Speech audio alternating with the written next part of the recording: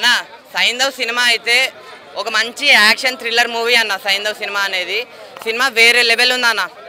కానీ ఒకటే అన్న, అంటే ఈ సంక్రాంతికి వచ్చే సినిమా మాత్రం కాదు ఇది. ఎందుకంటున్నా అంటే మంచి స్టోరీ ఉందన్న.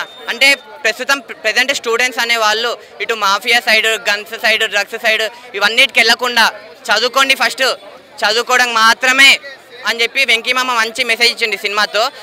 ఫైటింగ్స్ అన్న, ఈ సినిమాలో వేరే లెవెల్ ఉన్నాయి ఫైటింగ్స్. అంటే వెంకీమామని ఇన్ని సినిమాల్లో చూడని ఫైటింగ్స్ అన్నీ ఒక్క సినిమాలో చూపించేసిండన్న. అంత మంచిగా ఉన్నాయి ఫైటింగ్స్. అలానే ఫైటింగ్స్ అనేవి రియలిస్టిక్గా ఉన్నాయి, కొన్ని ఫైటింగ్స్ అనేవి సర్కాస్టిక్గా ఉన్నాయి. కానీ చెప్తున్నా కదా, మీరు చూడండి, సినిమా బాగా నచ్చుతుంది అన్న. వెంకీ గారి లుక్స్ కానీ స్టైల్ కానీ వేరే లెవెల్ ఉంది. ఒక పండగకి సినిమా వస్తుందంటే ఎంటర్టైన్మెంట్, ఎంజాయ్ అన్న. Villain character Ben Stokes cinema వేరే లెవెల్లో చేసిండు విలన్ అన్న. అసలు డబ్బింగ్ కానీ అన్న డైలాగ్స్ కానీ అమ్మ ఊరికే మాట బెన్ స్టోక్స్. మీరు అందరు సినిమా చూడండి. ఎందుకు పెట్టింది అనిపించింది అన్న.